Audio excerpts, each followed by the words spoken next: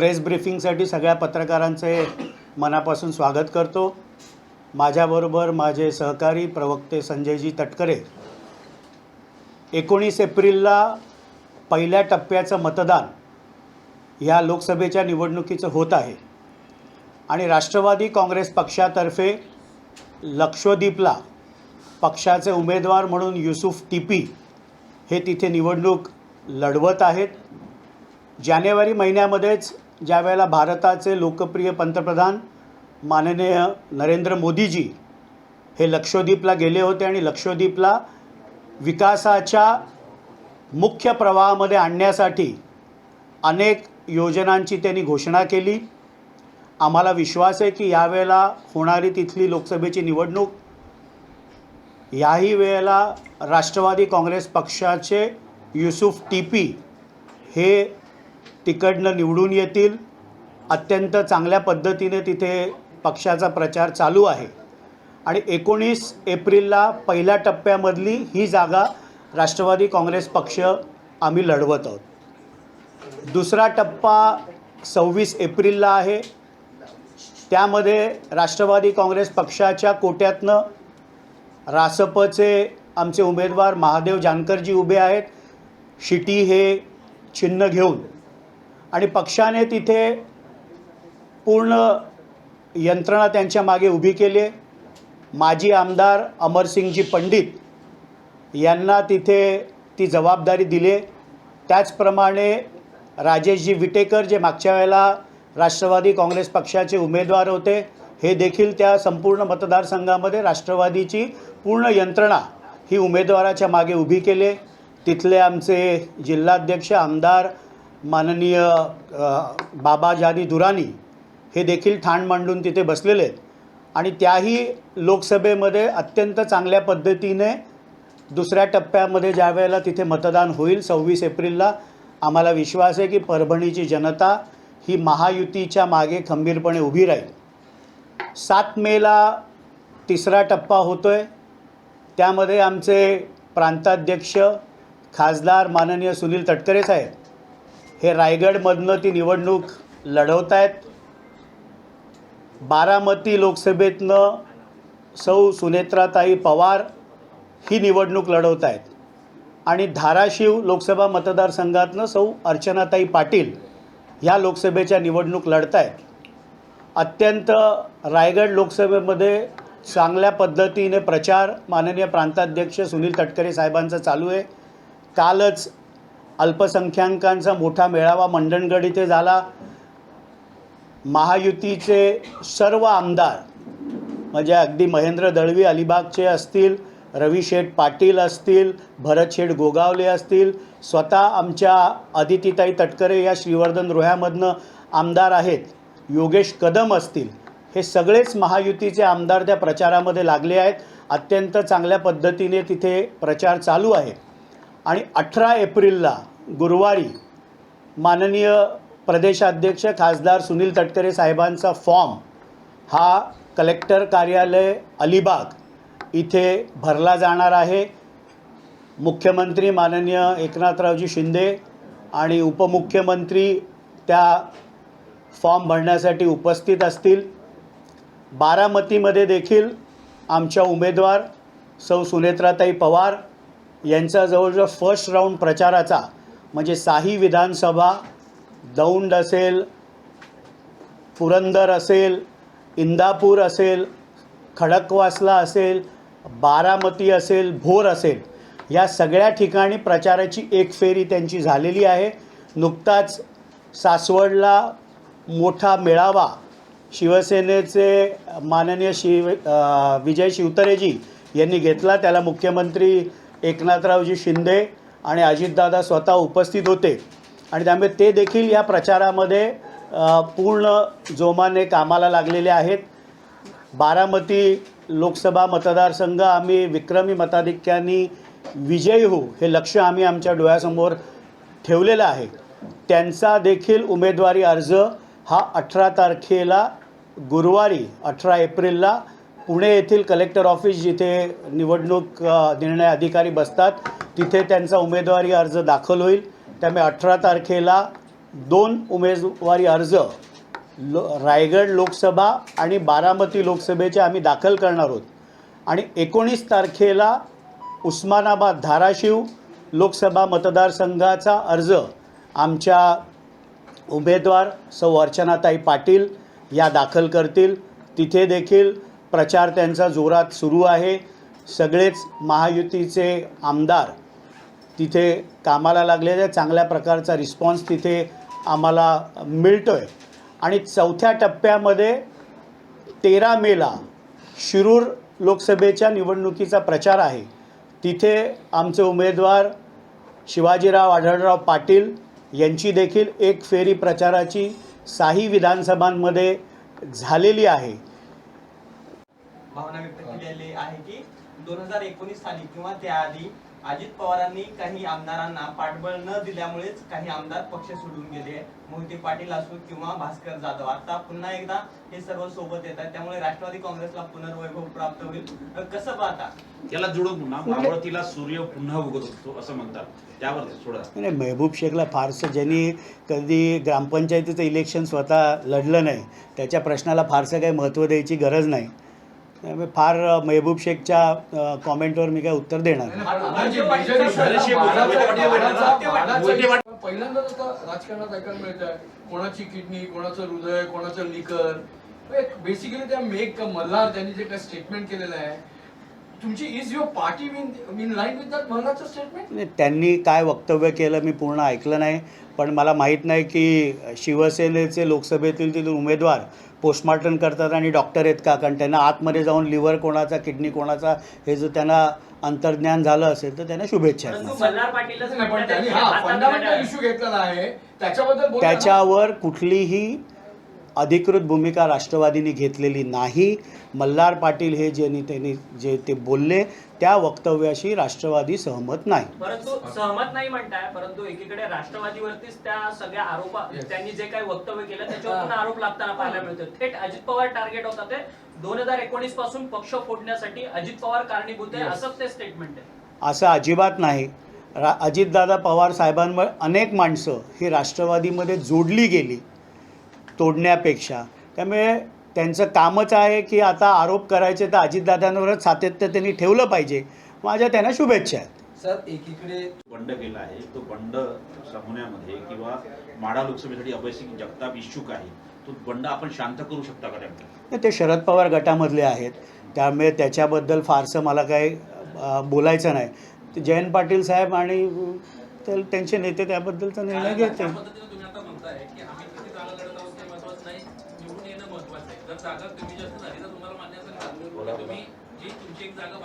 नाही, अजून अंतिम निकाल झालेला नाही ना। 20 मे, जसं मी आधीच सांगितलं की शेवटच्या महाराष्ट्रातलं फेजचं व्होटिंग आहे 20 मेला, त्याचं नोटिफिकेशनच निघणार आहे 26। त्यामुळे प्रक्रिया फॉर्म भरायची बंद नाही झाली। ज्यावेळेला 3 मेला दुपारी 3 वाजता अर्ज भरण्याचा वेळ निघून जाईल, त्याच्यानंतर किती जागा मिळाल्यात ह्याच्यावर आपण बोलू।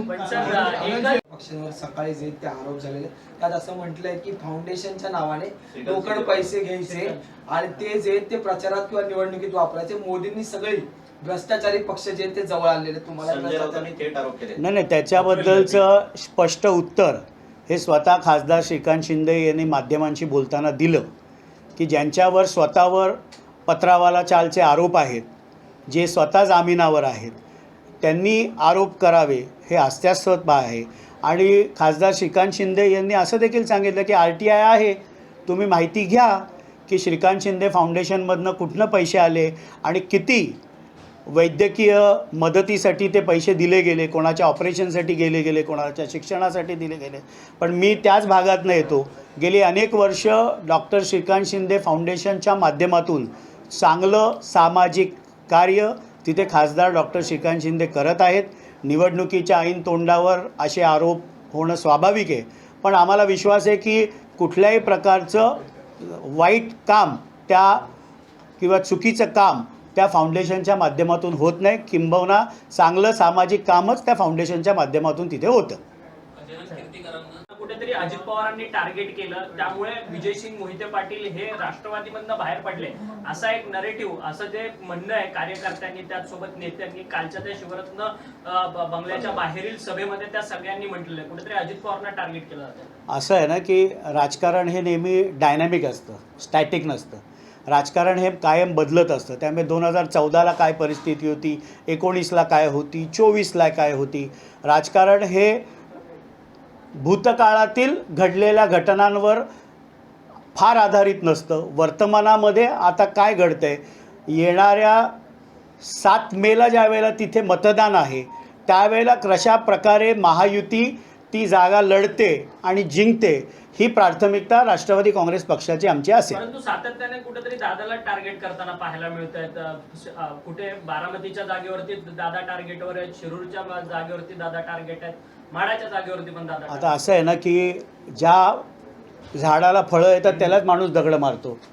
त्यामुळे जे राष्ट्रवादीचं शक्ती केंद्र आहे, ज्याच्यामुळे राष्ट्रवादी काँग्रेस पक्ष आज मोठ्या जोमाने, आज महाराष्ट्रातल्या असा एकही तालुका नसेल की 2 जुलैला ज्यावेळेला माननीय अजितदादांनी वेगळी भूमिका घेतली, पक्षातील असंख्य माझ्यासारखे कार्यकर्ते त्यांच्यावर विश्वास ठेवून त्यांच्या मागे आले.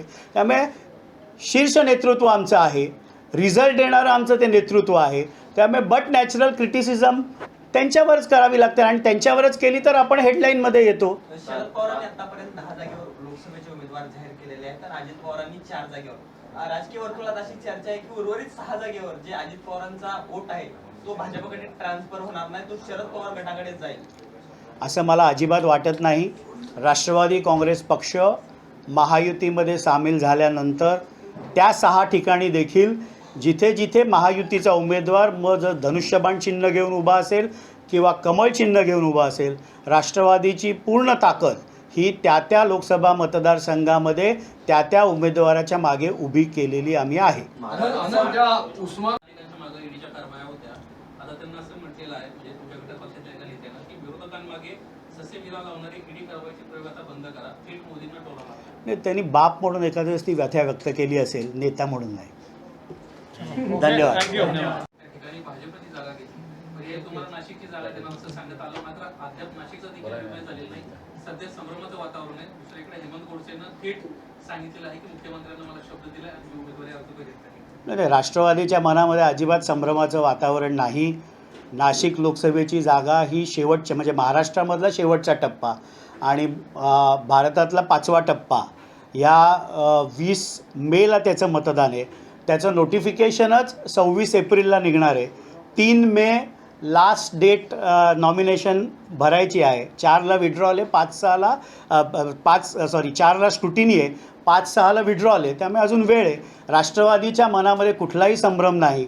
नाशिकच्या जागेबद्दल लवकरच महायुतीचे नेते निर्णय घेतील आणि ती सीट महायुतीचा कोण उमेदवार लढतोय हे घोषित होईल. सर, एकीकडे नाशिकचं तुम्ही म्हणतायत की लवकरच घोषित होणार, परंतु भुजबळांची चर्चा सुरू असताना दुसरीकडे अजय बोरस्ते, राहुल डिकले ह्या नावाची सुद्धा जोरदार चर्चा जी आहे ती तुमच्याच महायुतीतल्या मित्र पक्षांकडनं केली जात असताना पाहायला मिळते.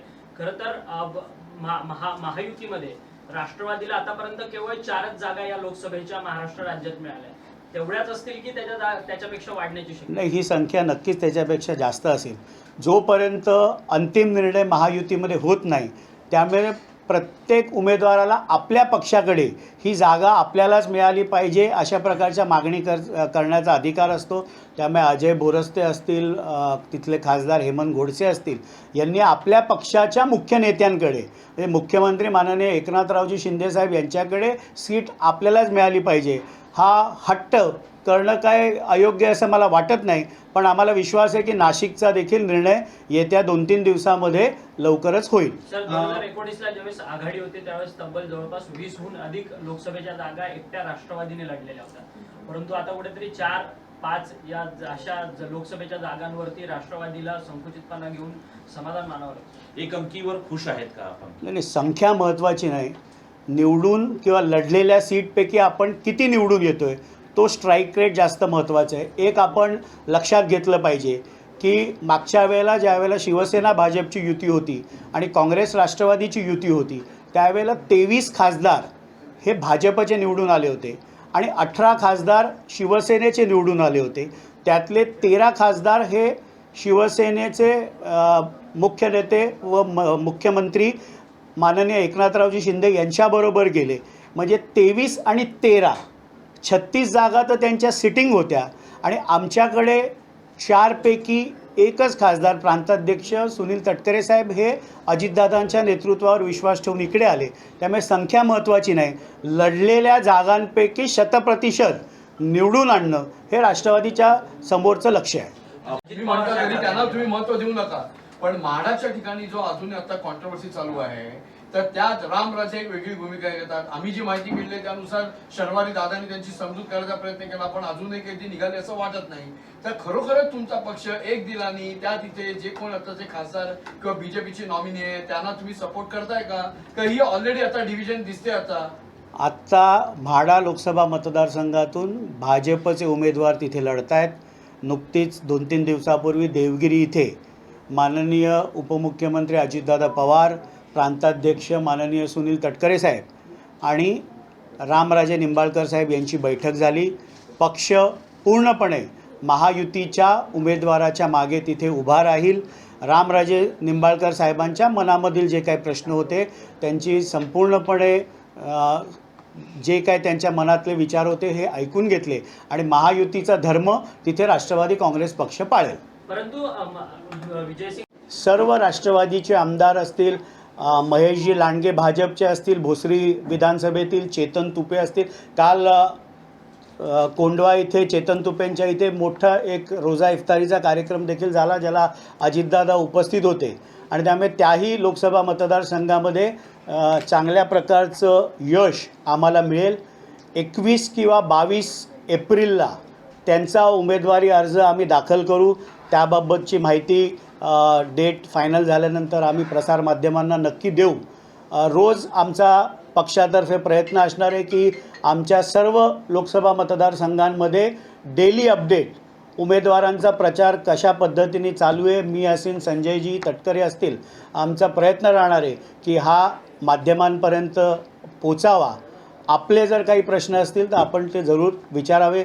पक्षातर्फे जी काही माहिती आपल्याला द्यायची होती ती मी आपल्याला प्रवक्ता म्हणून दिलेली. सगळ्या नेत्यांचा लक्षद्वीपच्या प्रचारासाठी राष्ट्रीय अध्यक्ष जाणार आहेत का किंवा प्रफुल्ल पटेल त्या ठिकाणी जाणार आहेत? प्रफुल्ल पटेल साहेब तिथे जाणार होते पण तिथे संपर्कामध्ये आहेत. अत्यंत चांगल्या पद्धतीने युसुफ टीपी यांचा प्रचार चालू आहे आणि तिथे एक मत नक्की बनतं आहे की सत्ताधारी पक्षाचा खासदार आपण जर निवडून दिला तर विकासाच्या मुख्य प्रवाहामध्ये भारताशी आपण जोडले जाऊ. टुरिझम म्हणजे ज्यावेळेला माननीय प्रधानमंत्रीजी तिथे गेल्यानंतर टुरिझम सेक्टर जे अनेक वर्ष तिथे दुर्लक्षित होतं, खूप मोठी डिमांड ही टुरिझम सेक्टरला त्यानंतर झालेली आहे आणि म्हणून विश्वास आम्हाला आहे की तिथे गेले 2 टर्म राष्ट्रवादीचे खासदार निवडून येत होतं. याही वेळेला तिथनं राष्ट्रवादीचाच खासदार घड्याळ चिन्हावर निवडून येईल. ज्या वेळेला दादा सतत सांगत असतात गुन्हेगारी खपवून घेणार नाही, शेतकऱ्यांची आत्महत्या किंवा शेतकरी हे करण्यासाठी काय असेल ते सतत आमचा पक्ष आणि सरकार एकदम हे आहे. आजच एक मोठी घटना, दुर्दैवी घटना घडली, एका शेतकऱ्याने तिथे आत्महत्या केलेली आहे. तर एका बाजूला इलेक्शन चालू आहे, दुसऱ्या बाजूला अशा पद्धतीने होत आहे, तिसऱ्या बाजूला शरद पवारांनी 2 दिवस तिथे दौरे केले. सतत त्यांनी सुप्रिया सुळे म्हणतात की तिथला जो एकूण जो दुष्काळ आहे तिथे सरकारचं अत्यंत दुर्लक्ष होत आहे. तो ओव्हरऑल खरोखरच जो गव्हर्नमेंट आणि तुमची पार्टी सिरियस आहे याबाबत? शेतकरी हा राष्ट्रवादी काँग्रेस पक्षाच्या केंद्रबिंदू राहिलेला आहे आणि म्हणून मी बळीराजाला देखील विनंती करीन की अवकाळी पाऊस महाराष्ट्रातल्या अनेक ठिकाणी होत आहे. कुठेही खचून न जाता कुठल्याही बळीराजाने आत्महत्या करू नये. राष्ट्रवादी काँग्रेस पक्षच नाही तर महायुतीचं हे सरकार खंबीरपणे शेतकऱ्याच्या मागे उभं आहे आणि आमचा हाच प्रयत्न राहील की महाराष्ट्रामध्ये कुठल्याही शेतकऱ्याने आत्महत्या ती होऊ नये. ते क्लेशदायकच आहे, हे दुःखदच आहे, पण आमचे नेते राष्ट्रीय अध्यक्ष माननीय अजितदादा पवार, संपूर्ण पक्ष आणि महायुतीचं सरकार हे बळीराजाच्या मागे उभं आहे. धनंजय मुंडे जे कृषी मंत्री आहेत ह्यांनी प्रचारमध्ये सोडून देखील बांधावर जाऊन काय नुकसान झालं आहे याची देखील पाहणी केली. त्यामुळे निवडणुका जरी एका बाजूला होत असल्या, प्रचार जरी होत असला तरी बळीराजाच्या या संकटामध्ये सरकार बळीराजाला अजिबात वाऱ्यावर सोडणार नाही. काल महबूब शेख यांनी शिवरत्न